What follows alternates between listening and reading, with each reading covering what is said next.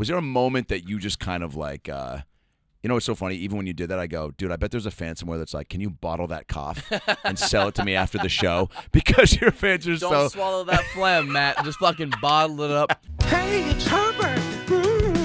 And you're listening to the About Last Night podcast, you slippery little son of a bitch. About last night.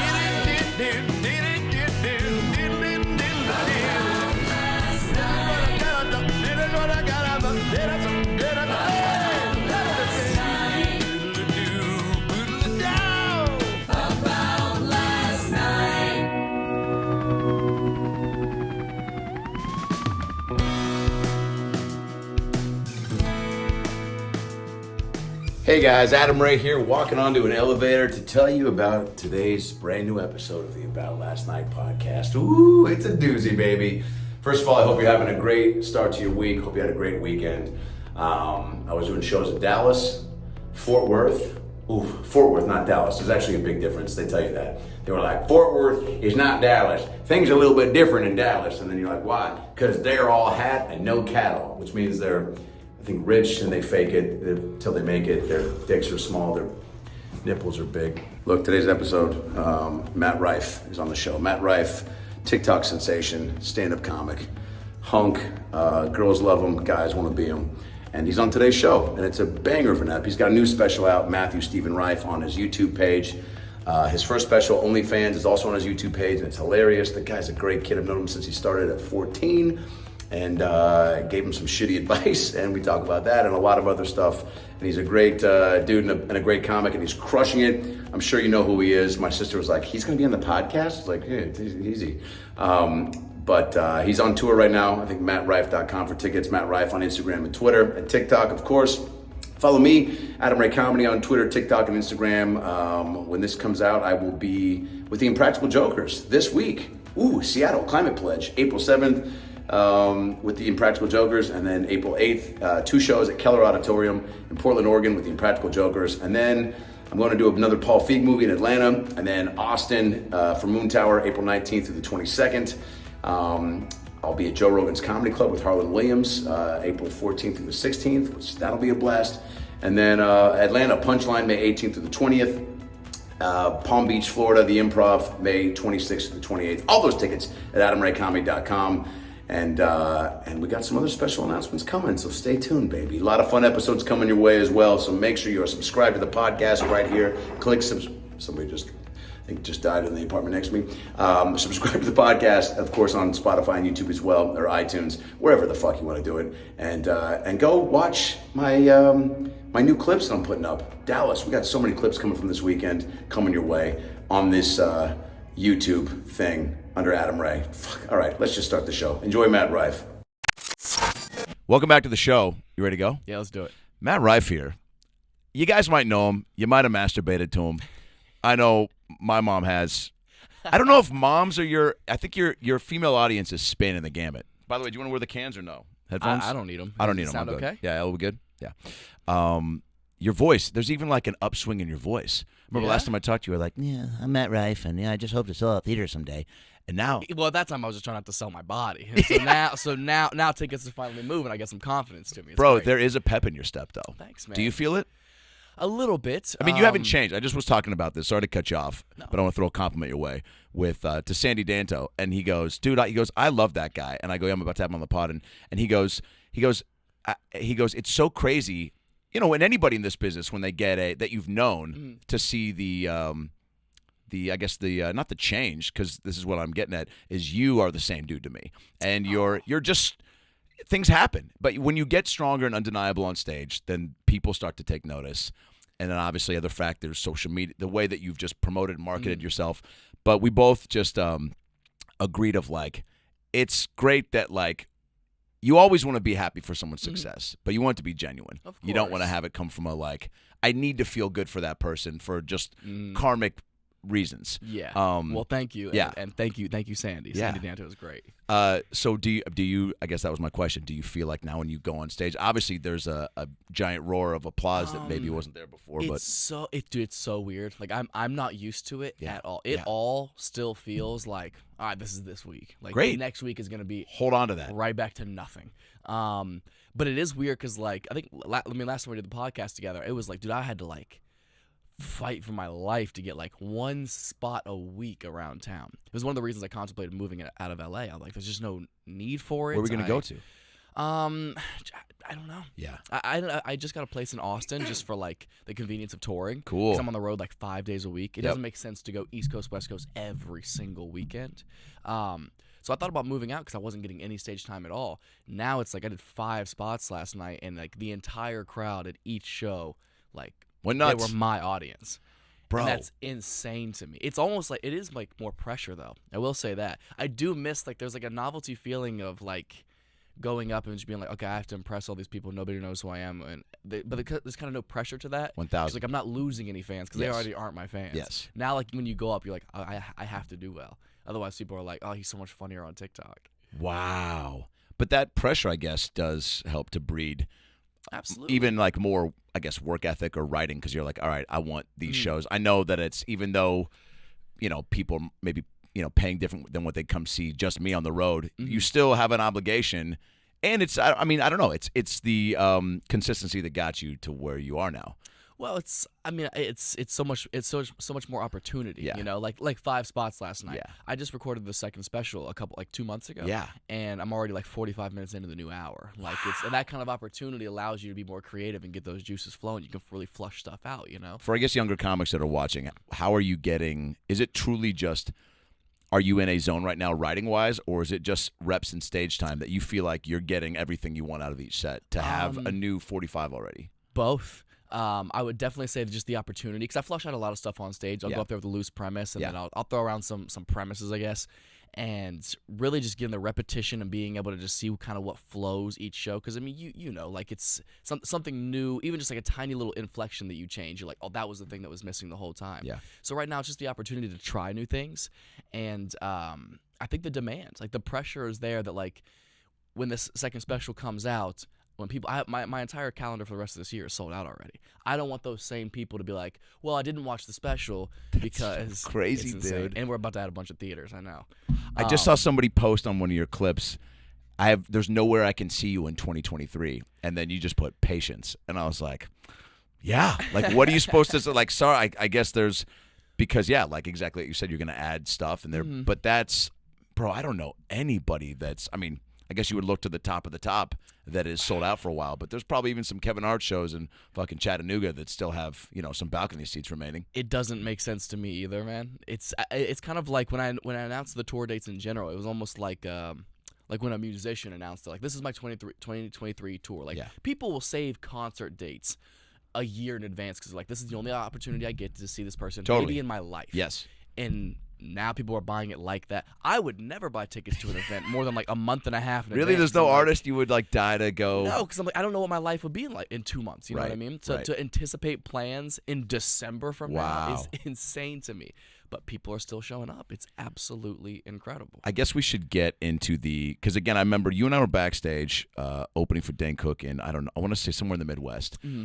And we were both just, discussing the grind. And I think you were about to do a movie, and then you were trying to figure out, it was just, business, shop talk, concerns. And we were kind of both just kind of, throwing, tidbits and words of wisdom to each other.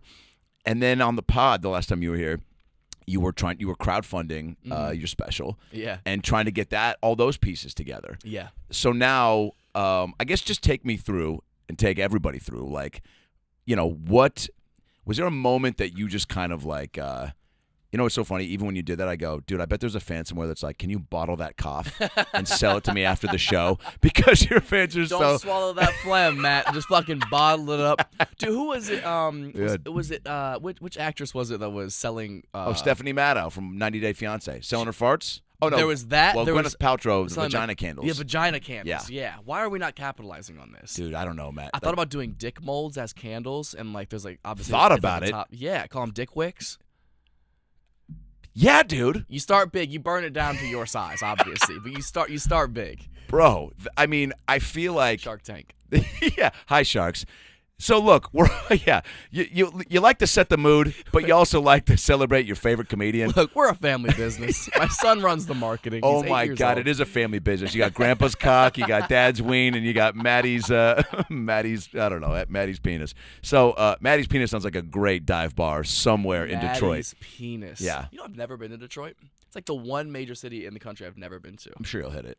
Is it a good comedy Great town? comedy city. Really? Great comedy club called the Comedy Castle that's been there for like 30 I've years. heard of them. And then the Fillmore is a classic Fillmore is theater. there, isn't Oh it? yeah, and then I there's thought that was Philly. and then there's another and then there's a bigger one. I think there's a couple Fillmores, but they're killer, dude. I'm sure that will make its way into the I'll make schedule. my way up there. All right, so we're back there. We're talking, and then I guess special comes out, does well, right? I guess start me from there, and then if you, as much as you can, kind of, feel about kind of taking us through how we got to where we are. Yeah, so the first special came about because I was just like groveling on my friend's couch one day. I was like, man, Comedy Central, Netflix, HBO, like nobody will give me the time of day to shoot any kind of special. A half hour, a 15-minute, nothing. It's frustrating. And, so frustrating. And you start to get it makes you so bitter. Like, it's not even in your control. It's just so innate. You're seeing all this opportunity around you, and just nobody wants to fuck with you at all. And you know what you're doing right Of on course. stage, and you know how you're being received. So you're Yeah. like, how is it not translating to their eyes and ears? Exactly. It's very confusing. Yeah. And you get in this massive slump. I was complaining about it. My friend was like, why don't you just shoot it yourself? He was like, you're already not getting paid to shoot it for somebody else. I was tired of doing this material that I've been building for 10 years. And they were all great jokes that I didn't want to just drop and dismiss and get rid of. Yeah.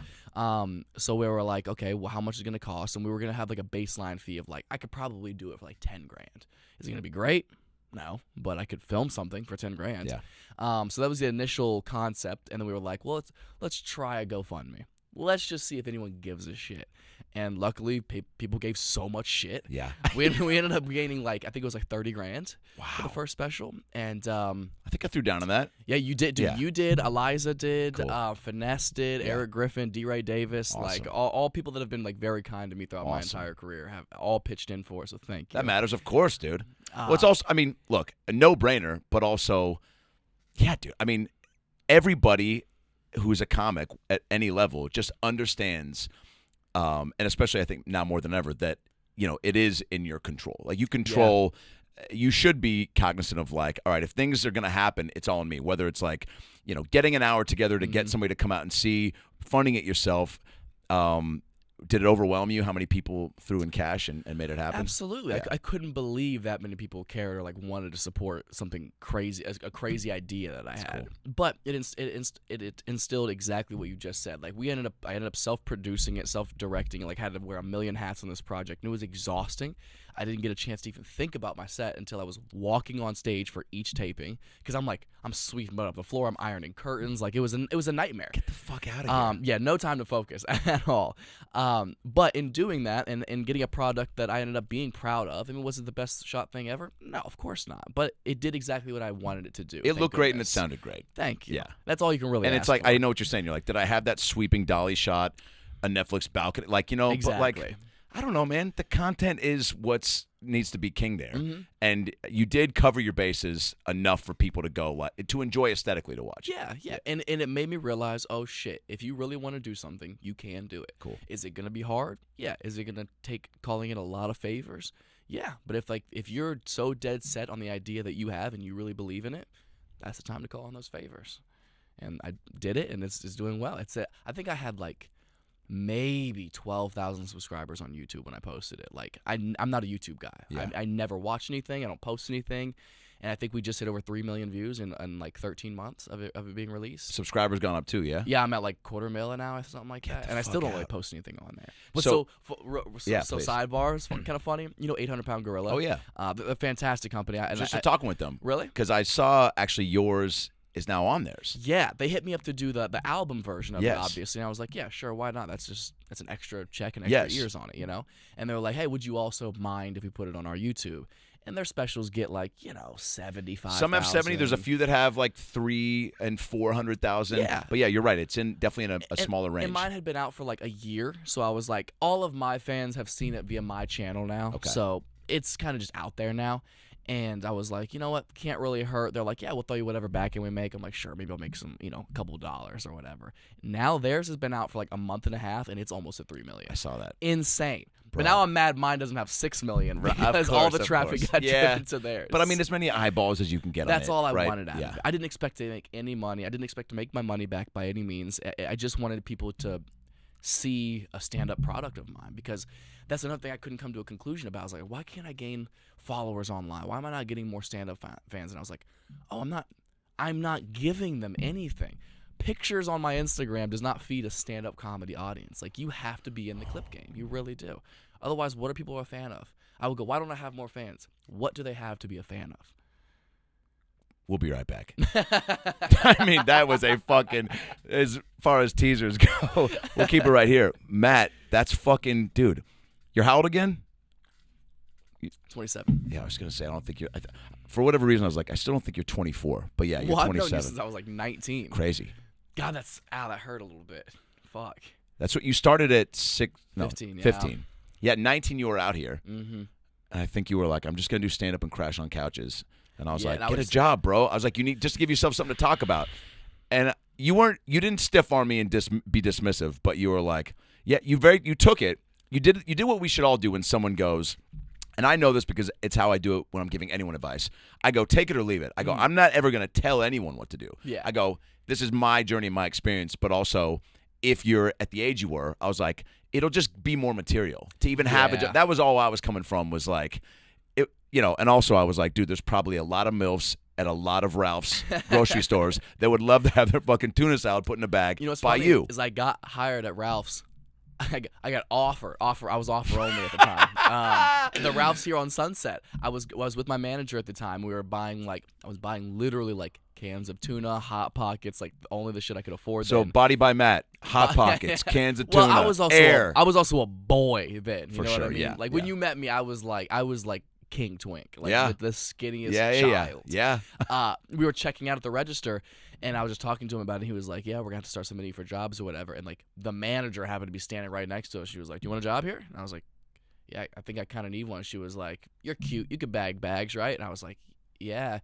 And I was You're like, I thought I had to bag food. She's like, no, you're too pretty for that. We're gonna have you just put bags in bags. So you're more of a safety net than anything. We're not. You're not the detrimental force. That's here. funny. And I was supposed to start training 2 days after I booked Wild 'N Out.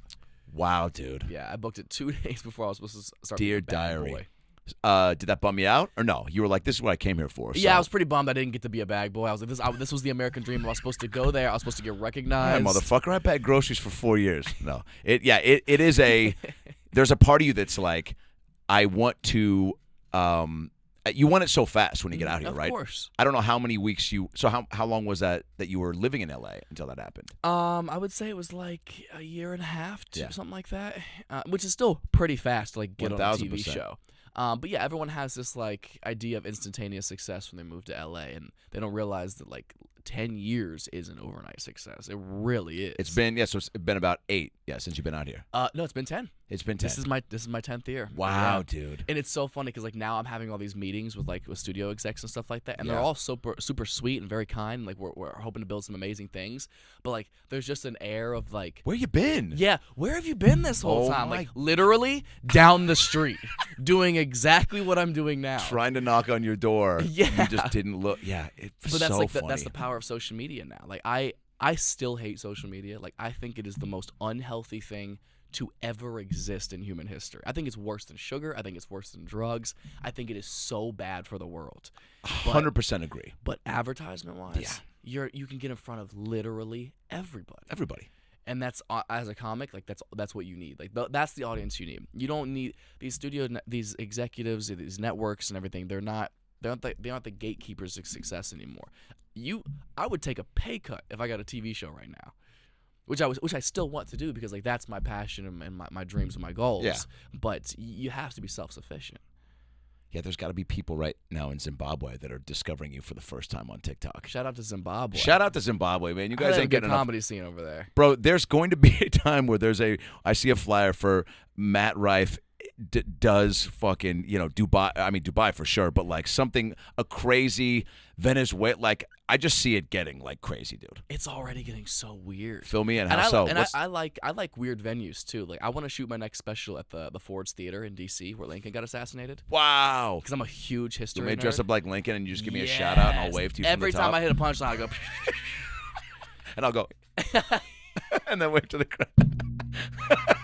That's actually the thing I want to negotiate if I do it. Is like, I'll take a pay cut if I can. Because when you go there, his booth is like, it's blocked off by plexiglass. Like, you can stick your head in, but you can't step foot in there. I want to be able to step foot in there. Come on. I just want to be able to like do a stand promo or in something. The spot. I think it would be absolutely wearing the incredible. beard. Oh God. I'm such a nerd. I would love that. Why? They do shows there. Oh, they do. They've no one's ever done stand up there, but they do plays. Why'd you pick it? Why are you wanting to pick it? I'm just so fascinated by history. Like, D.C. is my favorite city in the entire country. I'm such a nerd when I go there. I've been to all the museums 15 times. I've been to all the monuments 15 times. Mount Vernon, George Washington's house, is like my favorite place in the world. You know when, like, in a movie, when someone has like a falling out and they're like drastically trying to find the person, like, where's Matt? I have to make up for what I did. And they're like, I know where to find him. And he's like sitting on a rooftop, kicking his feet, like writing poetry. Slow zoom in on their face, and then montage of them either biking or traveling, and then they walk up again. And they cut to you, and then they cut to them walking up the steps. Yep, that's exactly where I was. What's up, Matt? And then you go, hey guys. How you been? Yep, bottle of beer. You knew I'd be here, huh? How'd you find me? You told me this was your special place. I didn't know you were such a history buff. Yeah, man. It's like weird venues like that I would love to do. It's not a massive venue. It's like 600 seats, I think. So you start posting more clips because you're like, I gotta give people something to get on board with. Yeah. And is there like do you consult like a TikTok person or anyone, or are you just like, all right, everyone says post it this time, I'm gonna put these captions here, whatever, or is it literally just like Bearman clip captions, post it, and it just took off? Just gut instinct, I guess. I mean, obviously, like, subtitling is a thing that became prominent for some reason. Yeah. I still don't understand why that's Needing better. to show people what the bit is about before I also catch myself reading rather than looking at the comic's face, Totally. which adds so much extra comedy to Yeah. it. I had no instruction via doing it, and that's kind of the thing I'm happiest about the success I've had on there is it's been doing what I want to do. Like, I enjoy doing crowd work. Like, that's fun for me. Yeah. I get tired of doing my own jokes. I think For every sure. comic does. Yeah. Like, there's nothing worse than when you're delivering a joke in your mind. You ever catch yourself thinking about something else? 1000%. Yeah. You're like, fuck, I'm phoning this in right now. 1000%. And it's still doing well, but you're like, I'm not enjoying this moment. So crowd work was so much fun, and I realized a lot of people were doing it on TikTok, and it's something I've been very, I guess, blessed to be decent at. And it just all one clip just blew up everything. It was so weird. It was one clip. Yeah, a video I thought was stupid and didn't want to post anyways. I was like, this isn't even funny. Which clip is it? We'll cut to it right now. It's it was the Lazy Hero. I think I just unpinned it from my profile the other day because it's no longer like one of the highest rated ones. Yikes! Just topping your own best. I know. I was at dinner with Paul Elia at I love Paul. up in Montreal in July. We were at dinner together, and I was like, I edited this clip, and I bought the camera equipment. I learned how to edit, and this whole exhausting process. I'm like, I'm getting a couple 100,000 views a video, but it's not changing anything. And he was like, just post it, just to have posted something. And I was like, fine. And it did like 20 million views like overnight, basically. What? And it made every other clip that was on my profile do millions of views. And then it just became this chain reaction and just like an influx of people coming to my page. And now every video does between like 5 and 40 million views. It's what insane. the fuck? So It's you're at dinner with wild. him talking about that clip. You had put it up. Is that what you said? Like, Yeah.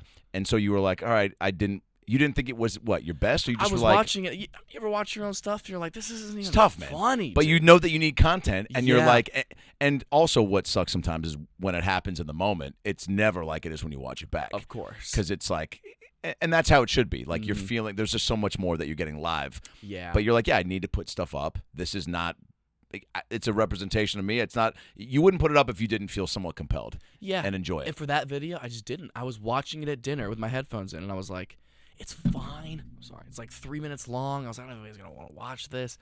And people loved it. It was insane. And then it was about nurses and working in the emergency rooms. And I had this giant influx of like nursing fans coming. And now like a lot of my shows, there's always nurses there. It's so No interesting. way. That's like your nail salon bit from Angela Johnson. Oh my God, exactly. Right? That. Yeah. Because that's crazy, dude. One clip, it really, I mean, whether it's Burr, Russell Peters, Angela, it truly can be a game changer, like you said. Absolutely. And I love finding a niche subject in like certain crowd work situations, like a nursing theme. Or I did one recently that did like 40 million about, I was doing some crowd work about kids with autism. And it was a very like respectful way of doing a joke about it. That was great. Oh, thank you. Yeah. But it brought in so many new fans who were like, my kid's autistic, and we see comedians joke about it all the time, and we find it like disrespectful. But like this was like an appropriate way to navigate it. So you get these different, and then maybe I'll do some crowd work about Black History Month. Now I have Black fans. Like it's it's a wonderful way to get a full culmination of an eclectic pot of fans. I'm not like pigeonholed into like one subject. It's a genuine curiosity too about you're a people person, yeah? Yeah. I mean, with the crowd work stuff, you're a good listener, and that's a big part of it. And then obviously you got to be in a spot to where you trust yourself, just speaking from my experience with it, enough to go, I can make anything funny, and anything that's thrown at me, I'm going to be able to spin, but also having a genuine curiosity in that woman with the autistic kid. I think it was like a verbal, nonverbal thing was the exchange. And you're also killing it with kindness. You have, I think we both possess this, where it's like an ability to kind of come off maybe a little dickish with your tone and tude. But that's the stage character. Totally. You know what I mean? But also if you're doing it with a smile, and it's not, and your intent, if people get a sense that like you're not a bad person, then you get away with a little bit more as far as like busting balls and saying things with a smile. Yeah, you can if you're a charismatic fuckboy, it's easier to get away with it. There it is. That's the name of your next But dude, special. I charismatic fuckboy. Or a superhero that just, didn't make the sixth, cut at Captain Planet. I don't know where that guy fits in, but that's not bad. I mean, I don't know, dude. OnlyFans was the first one. The second one was just your name, right? Matthew Steven Rife. Yeah. Why that title? So my grandpa. Yes. So I'm named after my grandpa. Yes. So his name was Steve. Yes. And he passed away like 2 weeks before the special taping. The special was going to be called 30%, where I had this like 15-minute chunk out of my set where I talk about how like I think it's important for comics to find their audience, and not just for not for the sake of ticket sales, but the sense that like you have to find your people in life in general, right? Like, how long have you been in LA? Man, I came in for school 0 to 05. I really consider it post-school, so 05 to now, so 18 years. That was a sadder answer than I expected. Yeah. That's a long time. Yeah. I forgot how much older you are. Oh, yeah, 40, baby. I'll take it, though, man. Noxzema, Fuck. clear cell. So 18 years. How long did it take you to find like your group of friends out here? It wasn't immediate, I can't imagine. No, man. Well, I mean, I had some buddies from college that carried over, but I'm doing a different grind. They're doing the 9 to 5, so we're just on different schedules. So, man, through I guess the casting office, Universal Studios, I'm working at, open mics, Years sketches, of shows, yeah, man. I'd say probably, yeah, man, a good 3 to 5 years to feel like I had like 5 or 6 people that I could kick it with all the time. It takes years to find those little bits of people that you're like, okay, you get me, I get you, we vibe well together. We're not on like this LA douchey kind of energy. We're not trying to use each other. Exactly. Yeah. That's such an opportunism, if that's a word. I think it is. We'll look it up. Actually, we'll edit it out. Yeah. Just bleep Your fans might love that too. I think they're like, oh, he's so cute. He doesn't know a lot of words. Oh my God, guys can never read. That's so cute. So similar concept in that like throughout your entire life, you're gonna have to look for your people, right?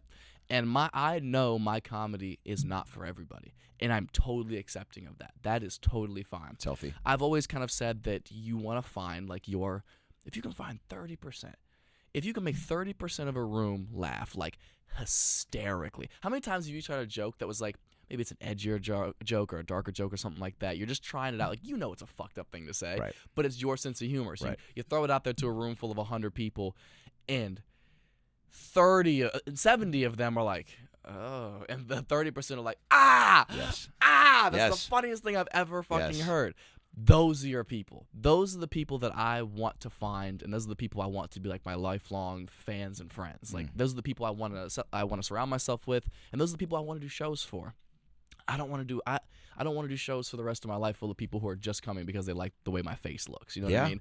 I want to find people that I hang out with and I can do. My dream is to be able to do the kind of humor I want to do in front of a room full of people who like the same thing. That way it doesn't feel like a show. Right. It feels like I'm just hanging out with 1,000 people. How satisfying is it to know, because I'm sure it happens still. I mean, now probably people truly just know you for your comedy, but I think for probably a while, right, people are, if they came back there or came because they saw your poster, their flyer, and then would you get this, like, you're actually pretty funny? All the time. Especially when I was younger, I would get, you're pretty funny for your age. Right. Like, oh, cool. So if I was 30, I would be trash. Right. But as a Right. 17-year-old, it's Right. okay. I get that all the time. And still now or no? Oh yeah, still quite often. Yeah, you were funnier than I thought. You were funnier. You were funnier than you are on TikTok, and I'm like, that's what I want. The best is when I get guy fans. Oh my god. Because what are the numbers on this? Because my demographic most of the time, I would say, is like 90% women at my shows, which Crazy. is fantastic. Like, there's never a more loyal, like passionate fan base 1,000 than women. Bro, my buddy Joey McIntyre and the New Kids on the Block, big pop. I mean, their resurgence is due to the fact that these gals in their 30s, 40s, and 50s are still diehard and will travel the world to see. I mean, they are. Yeah, dude, women run the world. Dude, they're the absolute best fans you can ask for. But sometimes my humor isn't for an all-female audience, which I totally get. It has nothing to do with male or female. That's just it's a population statistic. You know what I mean? And you're going against the odds every time you do a joke that isn't going to be you know for the masses. Right.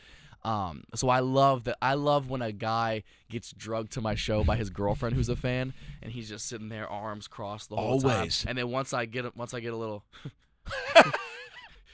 And then 30 minutes in, now he's sitting back. Now he's laughing the show the entire. And then she's like, "What the fuck? Like, he isn't who I thought he was." And he's like, "Nah, he's actually a pretty good guy. Like, you have good taste in comedy." Oh man, I love when I win over a guy. Can turn someone like that. Yeah, absolutely. What are the better feeling? What are the post-show meet and greets been like? It's 99% women. Yeah. And then when I get a dude in there, I'm like, "Let's go." Yeah. Thanks for wanting to do this. Are they? What's kind of the consensus that they're all like? Just kind of the norm, like, thank you so much, this is funny, blah blah. Are you getting some like deep personal stories of like, your comedy saved me, or I found you through this, or you're just stuff that's making you kind of go, wow, this is really bigger than I thought? Definitely that. It's a mixture of a lot of things. You get some normal people who are just like, just really enjoy your comedy and just want to say I appreciate it. And then you do get people who are like, no, you've brought me out of so many like dark places, like your comedy. I've had people tell me like my comedy saves their life, which is insane to me. Dude, if anything, I feel like my comedy would end a lot of people's lives. So, like I do some dark shit from time to time. We'll be right back. No, that's another great fucking dude. That's so funny. Girls are like, oh my god, they're like shivering, like they like can't like even like sit still for the picture, like they're so nervous. It's so precious. Like it's absolutely adorable how much like people get excited. Which is weird because like I don't know why anybody would want to meet me. It's that's so weird. Funny that you still like just have. And again, I think that's a healthy mindset, man. I mean, I was just talking about this with comedian actor Wayne Brady from Whose Line Is It Anyway, Chappelle's show. He was like, dude, you have to have a certain amount of ego in this business to do what we do, right? Yeah. But he's like, to stay like, keep an increasingly amount of humility so that you do kind of like you're saying, like, it's just like any other week. Yeah. Dude, that is going to serve you so well. But you can't help but like get caught up at times or notice certain things like, bro, there's going to be some Beatles Bieber type shit with buses and girls. I've already seen it, and I think it was a picture of you outside your special in Austin at the Vulcan, like meeting and greeting everybody, and it was already giving me those vibes. Oh yeah, people are bringing signs to the shows. People are bringing gifts to like throw on stage. What sort of gifts? A popular one is I did one of the TikToks I did. I was doing some crowd work about red flags, and this girl in Florida said that a guy brought her a Build-A-Bear on a first date, and she thought that was a red flag. And I just kind of tore her apart, basically saying like how ungrateful. Like I would love a Build-A-Bear on a first date. Please. Like, I'm hoping there's not a camera in the eyes, but like Hilarious, yeah. I think it's pretty precious. Yeah. Now people bring Build-A-Bears all the time. Or since my grandpa passed, people bring me like things from my grandpa all the time, which is like so sweet. Like what? Somebody just this weekend in Oxnard, somebody brought like it's a keychain, but it's not like just a keychain. It's like very well done. Like they printed out like a really cute picture. It's like it's designed really classy. Like now it's on my car keys and everything. Wow. Shirts. Somebody made my grandpa was in the Navy, so somebody made a Build-A-Bear in a Navy outfit, and they'd have like a Steve name tag and everything. God, dude. Really cute stuff. Like, people will write me notes just saying like, thank you and I'm sorry for your loss and all that kind of stuff. Like they're very kind. It did hit you hard, yeah. I know Yeah. you were like best, but I mean that was your guy. Yeah, it still doesn't. He's really the first person in my family to like die in my lifetime. Like my dad died when I was 1, Right. but like that had no effect on me. I have no memory of it or Yeah. anything. Like I was 1. No, wasn't present for me. Yeah. But for my grandpa, he's somebody I would talk to literally every single day, and it still doesn't feel real. Like, this is the first thing of death I've really ever had to deal with, at least with somebody close to me. Like, my great-grandparents passed away, like, 6 years ago, but they were, like, 97. Like, that's their time, Yeah. you know? And the connection's different, right? Yeah. So it still feels like, it just feels like, what do you mean I can't call him? Like, it feels like I'm not allowed versus, like, it's not an option. Does that make any sense? 1,000%. I don't know what stage I'm at in the grieving process. Have you been allowing yourself to? I mean, that's a question I get quite often because I am so like overwhelmingly busy now, thank God, and I still don't know if that's like a blessing or if I'm supposed to be taking that time to reflect. I think he would be happy at how busy I am right now. 1,000%. And I still, a lot of the times before I go on stage, I'll say like a little prayer because the necklace that I wear, I left this with him in his hospice bed when he last time I saw him, and so he passed away with it like in his hand. So I'll have this with me all the time. Wow, so dude. From time to time I'll say a little prayer, just like, hope you have a good show, Grandpa, and Yeah. hope you enjoy it.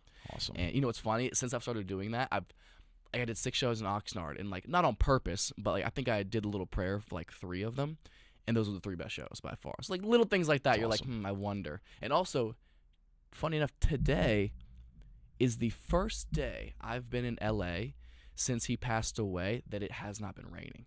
This might be the first day I've seen sunlight in LA since he passed away. It was so Whoa. weird how I hadn't seen like a beautiful day since he passed away. So strange. He was pretty involved in your just comedy. I mean, Absolutely. I think last time we spoke at great length about him. So last time I was here actually with you, we talked about how I bought him a pocket pussy for Christmas, and you were like, and that was just like a story I was telling, and you were like, you have to tell that on stage. And now in the special, Matthew Steven Rife, it's the opening bit. Like it's like one of the Let's most prominent go. things. So thank you for making me do that. I mean, bro, again, it And just he loved it too. Like he was obsessed with that joke. It embarrassed the shit out of him, but like he low-key loved it. that's big time. Absolutely. How did he kind of, I guess, shape? What do you think he would be saying right now with like the success you're going through? Like just enjoy it, or would he have kind of like little life things to kind of keep you on track? I mean, he was never one for like great advice or Yeah. anything. He was just very supportive. Like Yes. he was just my like biggest fan, I think. Like, Someone to share your success with. That was- Yeah, you need absolutely. that. He was the first person I wanted to call when anything fun happened. And luckily like some great things have been moving recently. Like I've been having some fantastic meetings, and there's some great opportunities coming up that I'm very excited to announce in the Good. months coming. Oh hell yeah! But when they happened, like I remember that when the big call came in, as soon as I hung up, I immediately went to like my speed dial, like the favorites or whatever, Yeah. and I literally almost clicked on his name just out of like instinct, and I was like, "Fuck, I can't call and share this news with him. It really sucks." But I think he helped shape my comedy from birth. Like it's because I didn't have a dad. Like he was like my father figure. I would spend every single weekend with him when I was a kid, and our thing was movies. Yeah. We would just. He didn't like have any like hobbies or interests or anything like that, Yeah. really. So we would just lay on the couch together and watch movies all week. Every time I would go to his house, he would have like 10 new DVDs that he would go buy, and we would watch them together. Huge. And most of them were comedies. Adam Sandler, David Spade, Jim Carrey, some raunchier stuff like Bad Santa is like one of the Whoa. earliest Christmas movies I have a memory of. That's a great one to start off with. Oh, it's one of my favorite movies so he's ever. shaping your I mean, whether it's your point of view, your taste, though. Definitely my taste. It's so people don't realize that to get introduced to that stuff that early, like there's no way you weren't going to be involved in this business. Oh, yeah. Or have like that looks fun, or at least just would you guys like talk and quote movie? Like would you? all the time. Like Yeah. that was our thing, is we would always like reenact our favorite like comedic movie scenes together. So ever since a young kid, I was always reciting my favorite like comedy movie lines and stuff like that. And it feels corny, even though it's like a full circle thing. So like he had nicknames for all his grandkids. So ever since I was like 5, mine was Hollywood, because I was always quoting movie lines and stuff like that. Whoa. That was always my nickname. It was my name in his phone. Like for years, that's what he would call me. I mean, this was years before I ever thought about doing stand up or anything like that. That's crazy. So now that I live here and all this, and now that all this success is happening, it's kind of a beautiful. full yeah, circle. man, that's a good omen. And he was always like my biggest support. Like, he was always the person I knew I could make him like be in tears laughing. And that, I think, gave me such a confidence to be like, okay, maybe you are actually funny. And when I started out doing comedy at the Columbus Funny Bone when I was 15, it was still a bringer open mic. You still had to get 5 people to buy tickets to give you 5 minutes. God damn. And he would buy 5 tickets because all my friends were in middle school still. So he would come and he would buy 5 tickets, convincing the club that there was like 5 people there to see me, just so I could Sorry, do they just comedy didn't for make him. it, yeah. I don't Probably know. out doing 8th grade, fingering chicks on a bus. Saying, hey, I can't stop them. That's their life, But I'm here. What do you want me to go tell these 8th graders not to finger? I'm just a guy. I'm just a guy with a microphone. I don't have that kind of power. Bro, that's incredible. Okay, well, that is, I mean, dude, without that is solely being heavily involved in the start of the journey. Yeah. Bro, that's awesome. Thank you, man. Then I got it. I had his hand. I found an old photo when I had to go through his stuff after he passed away, like things that I wanted to take with me. I found this old photo from when I was like 7 or 8 in it, and on the back of it, he had like the year, and he wrote Hollywood on the back of it. So I found the photo with his handwriting, and I got it tattooed. Like, wow, a week after dude. He passed away. Oh, I'm not gonna cry. Don't do it. Dude, that's so awesome, man. Thank you, man. Yeah, it's bittersweet, but he was like so looking forward to coming down for the special taping. He passed away very fast, like 3 months. He was perfectly healthy last July, and then he passed away like the Tuesday or the Monday after Thanksgiving. They happened so fast. So the fact that he wasn't gonna make it down there, I just felt obligated to. I scrapped the important message of the special that I really wanted to emphasize with the whole 30% thing. And there was one of my favorite bits I've ever written was involved in that, but I felt it was more important to kind of show gratitude and dedicate something to him. So we changed the name of it. We changed like the set decoration and all that kind of stuff, which I won't spoil it because it gets addressed at the end of the special and everything. Wow, dude. So then the name of the title became what? Just more of like whose call was that then? Mine. And Eric Griffin directed it, so he was like very surprised. Like a week before the taping, he's like, "You want to change everything?" And I was like, "Well, let me get this straight. At least you change the title, just your name." But you know what? He ended up loving it though, because Eric's a big softie. Of course, he really is. He really is, and he's never afraid to tell you how it is. He was like, "Is this a ballsy move to scrap everything about a week beforehand?" But he's like, if you feel like that's the right thing, I support it, and let's make it the best. And it is something I'm like genuinely proud of now. Hey guys, Adam Ray here for the About Last Night podcast. Well, it's another new year. We made it, 2023. We did it. Congratulations. Hug yourself, touch yourself, so that when you ask yourself who touched you, you know who it was. You got goals, guys, okay? And you want to achieve all of them, every single one of them. And Factor is here to help you do that. So if you're looking to fuel up fast with ready-to-eat, nutritious meals, yikes. You ever just forget how to read? Meals delivered straight to your door, then Factor's the place to go, okay? They leave you time and energy to tackle everything else on your to-do list, so you don't have to worry about where and what you're eating. Achieve and maintain your 2023 goals with Factor, America's #1 ready-to-eat meal kit, and start saving time eating well and living your best life yet. If you love Factor, probably because you're too busy to cook and you don't like going to the grocery store and potentially, running into somebody from your past. And you want to skip the chopping, prepping, and cleaning up too. Well, Factor's fresh, never frozen meals are ready in just 2 minutes. And all you need is heat and a positive attitude. So whether your lifestyle is keto, calorie smart, vegan, protein plus options are on the menu each week. They're prepared by chefs and approved dietitians, not these unapproved dietitians. And each meal has all the ingredients that you need to feel satisfied all day long. 34 chef-prepared, dietitian-approved weekly options are there for you. Plus, you can round out your meal and replenish your snack supply with an assortment of 36-plus sweets, smoothies, juices, and more satisfying add-ons. Cut back on takeout and get Factor instead, okay? It's ready to make, ready-to-eat food in just 2 minutes. Eating vegan or veggie is a snap with Factor. Each meal is prepared by the chefs that know what you want, and they're excited to give it to you. So head to factormeals.com/lastnight50 and use promo code lastnight50 to get 50% off your first box. That's insane. I didn't know that was the deal until I just read it. That's crazy. 50% off at factormeals.com/lastnight50, and you're going to get 50% off your first box. That's insane, so you got to do it. There's no better deal out there, and no better food as well. Factor.com/aboutlastnight. Oh, wait, /lastnight50. Okay, do that.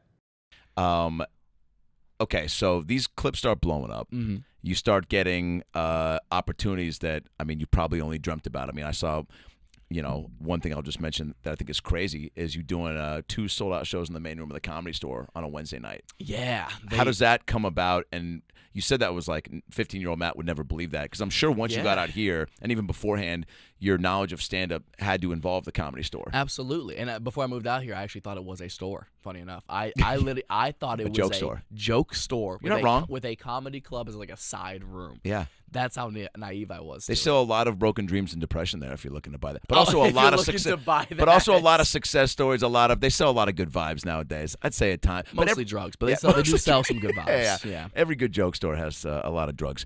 Yeah, the store is, I think, up on a pedestal for a lot of people. Yeah, and funny enough, I still can't get in there. But we hit them up, and obviously like my numbers have been moving like crazy recently, so that gives you a little bit of an opportunity. Yeah.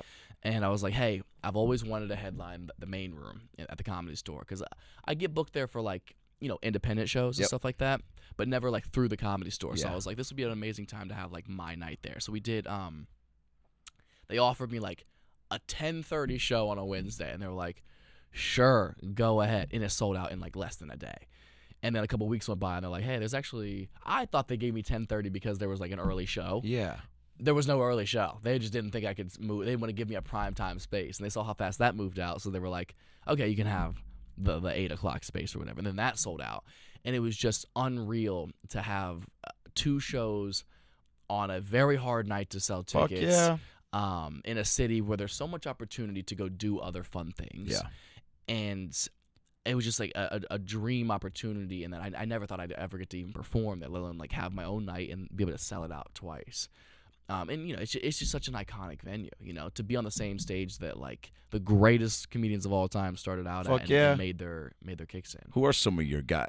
I mean, you said Jim Carrey, but like I guess comic-wise, when you were, now that you've gotten to be, there have to have been some people now that you looked up to, or when you came out here, that are, whether they're homies or not, that have maybe reached out. Have people? That's what I guess always get curious of are and you'll probably find this in your meetings and stuff. But like, I don't know, man, is fucking, Chris Rock. Like, are there people that are just like at least throwing some love that through a DM or a fucking email, or you see them live at a show? Yeah, from time to time.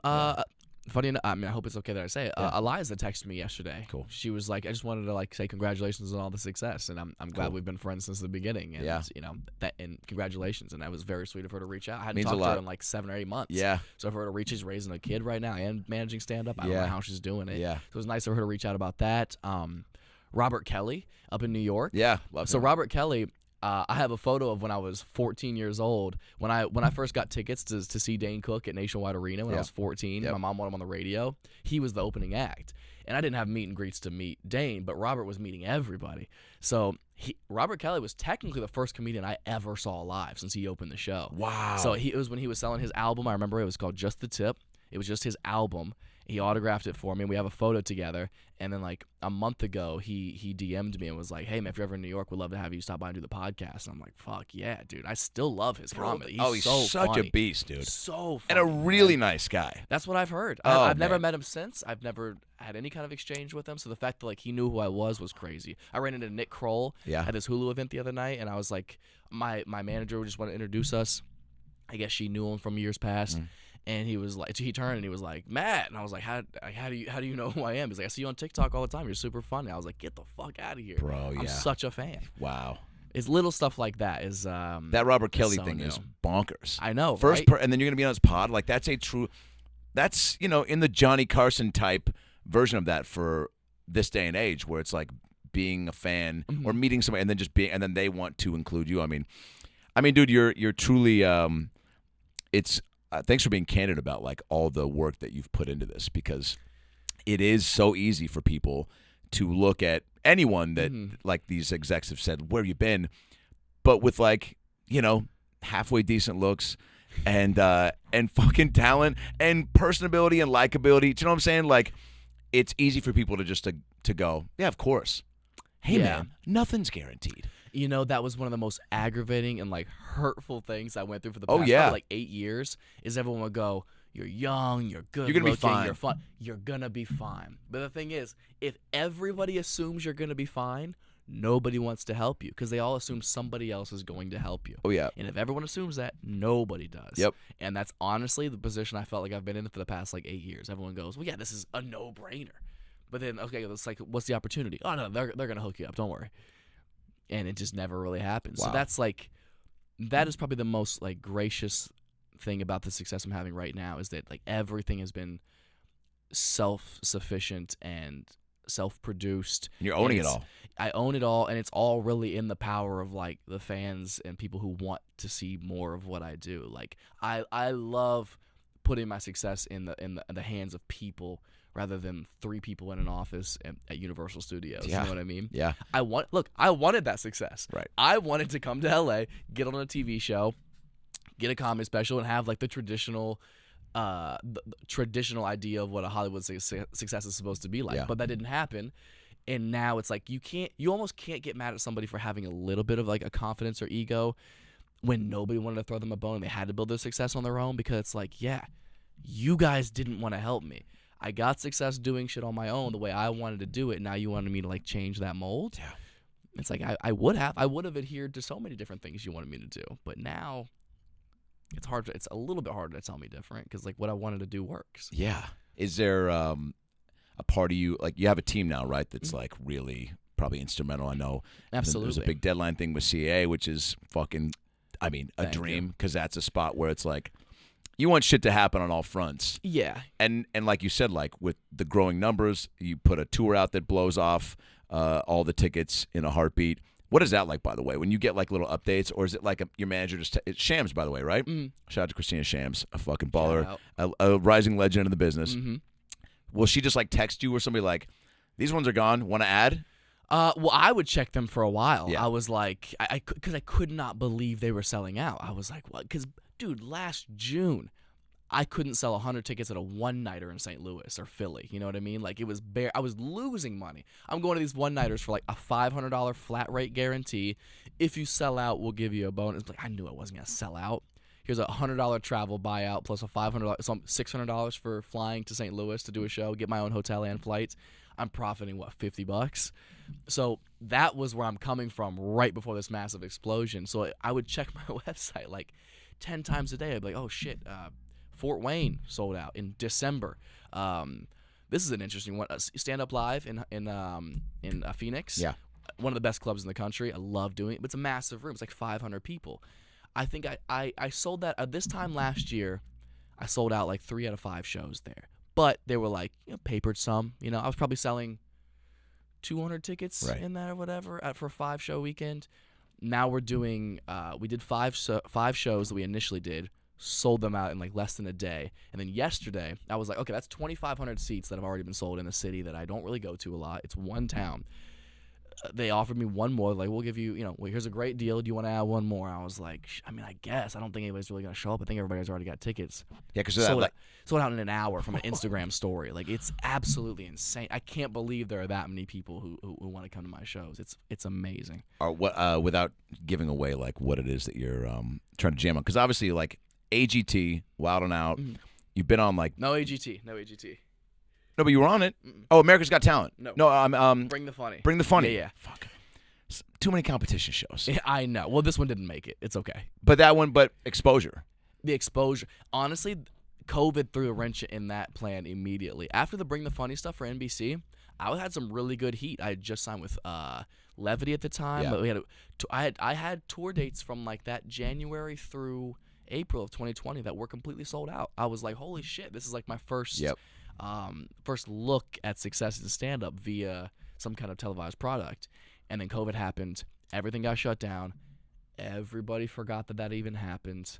And I was right back to not being able to move ticket sales at all. No fucking way. Yeah, I was so excited. Like, it was on NBC, so like NBC was very interested in working with me, and we were hoping to maybe develop something.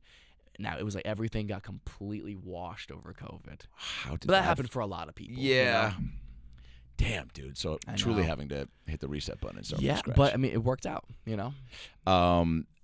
Is there something like what is, I guess, and you probably get this from reps in all sides and shapes and sizes, but like I guess now as you're building the fucking empire, is is it like what star movies like you were used to watching growing up with Grandpa, or is it like?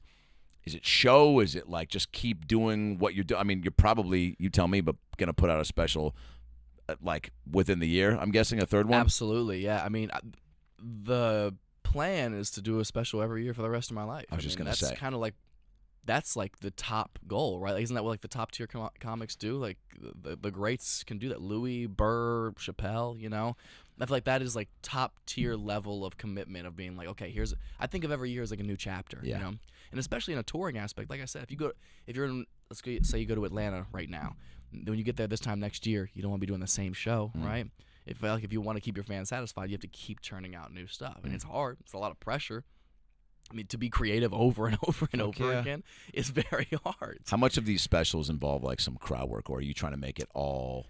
I did crowd work in this last special for Matthew Steven Rife, but only because it was something I had baked into the set for the past 6 months. Gotcha. And it had to do with I do like 3 examples of like red flags for me in a relationship. And it became this fun thing on the road. And it's actually the trend that blew up my TikTok was I would ask females in the audience, like I felt like my jokes were very one-sided. Like I'm listing things I don't like about women. And that's not fair always, you know? So I was curious, like what might be some red flags for a guy?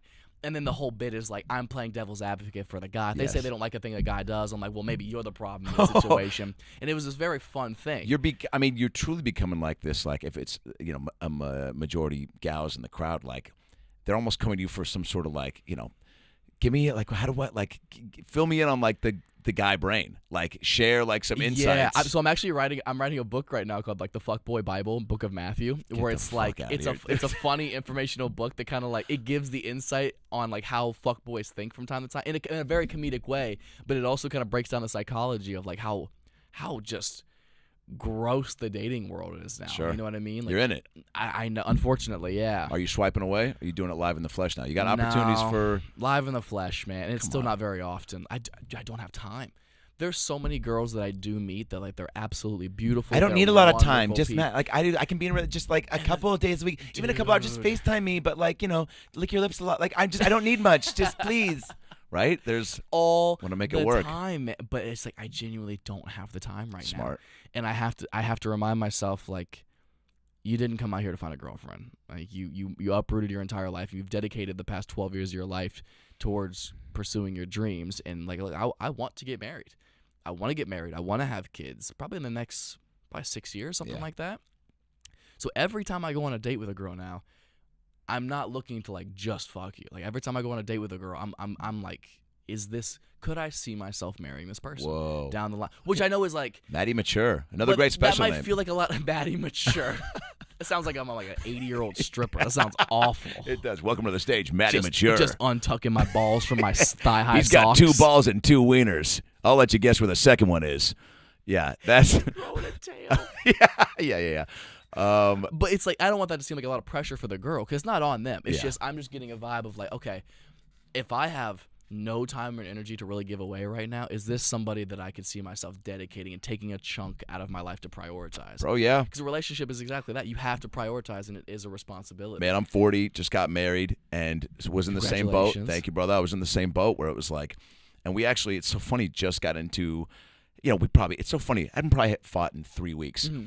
It's been just such a great 3 weeks. But I've been gone a lot the last week, and so it's now that like needing to find time. Communication. And she is like so supportive and effortless with like, do what you got to do. But in the same way, hoping that I'm aware enough to go, all right, we haven't had any us time for 2.5 weeks. You got to carve that out. You got to be aware of that. And I wasn't down to do that for so long, up until about now. Yeah. And so it is big to like know that for yourself. And I'm glad that I didn't, you know, had relationships where I was like, oh, maybe, you know, but I just knew that I was not going to be the best version of me for that because career is just, and still even now, man, it's a tough balance where it's like, I can't not do this. I can't not do this. I mean, like us, you know, finessing this to make this happen. It was like, I'm not figuring that out and going like, oh, well, like, because, you know, I'm sure you can attest to this. You haven't gotten to where you are by making excuses or I couldn't just like, I guess that wasn't gonna happen. I couldn't make it all work. I am always in the mindset of like, bro, if I can, I'll sleep when I'm dead, and I'm gonna make it all You happen. have to. That's the prioritization. Like the hard work has to come first, and that's unfortunate because like I do meet a lot of wonderful women that I'm like, if I go on a date with them, I'm like, okay, you're beautiful, you're hilarious, you have a good head on your shoulders, like you're a fantastic person, and we'll hang out for a bit. And like I genuinely, it sucks sometimes. Sometimes I really will try. I'm like, I would love to give this person an opportunity and try to date this person, and then after a couple weeks, I'm like, I can't give you what I know you deserve, you know, and I don't want to half-ass a relationship, and it sucks. So now I'm far more cognizant of it, and I'm trying to be more respectful, and like I don't want to even put myself in a position to get somebody interested if I don't have the time to dedicate to them, you know. What is the Matt Me purchase that's been made in the last? The what? The Matt Me purchase, like the made some cash, and then you're like, all right, I'm going to fucking Best Buy to get 18 printers. So to 18 printers. Dude. I'm just trying to think of what's going on here. It's probably more like condom. I don't know. Like, what do you know, loop? Like extensive condom budget. Absolutely. Yeah. Just a big drawer now. So two things. I bought my mom a car for Christmas. Luckily, my mom does not have expensive taste. I was just gonna say, she's got like a Hyundai. Nice, like nothing perfect, crazy great at car. all. Absolutely. And now she doesn't have to worry about a car payment or anything like that. Big time. Just pays her own insurance and gas. She cry? She didn't cry, but she hugged me 1,000 times. She was like, "Oh, that's gonna be a Porsche." But no, this is great. This is. Oh yeah, it was all fun and games until we get there, and then like we're at the cubicle going over all the paperwork. You know, they try to upsell you on like, well, make sure you get the electronic protection package because sometimes the screen goes. She's like, well, you know, maybe we do want to be secure or whatever. Like, so he goes from being like a $25,000 car to like a $33,000 car, and you're like, okay, yeah, for sure. Fine, Mom. Heated seats totally would be nice. okay. It does get cold in Ohio. Oh yeah. So I got the car, and then you know I'm a better driver with warm butt, Matt. I've always said that. Oh my, you have no idea. There was two versions of the same car basically. She was trying to decide between, and it was like a $4,000 difference. And she was like, well, you know, in the summertime we do get a lot of sun, so like a sunroof would be kind of nice. But you know, I don't. But whatever you want to do, you know, whatever. I don't need it. Yeah, I don't need it. Yeah. But it would make you happier if you had the sunroof, the seats, little stuff like that.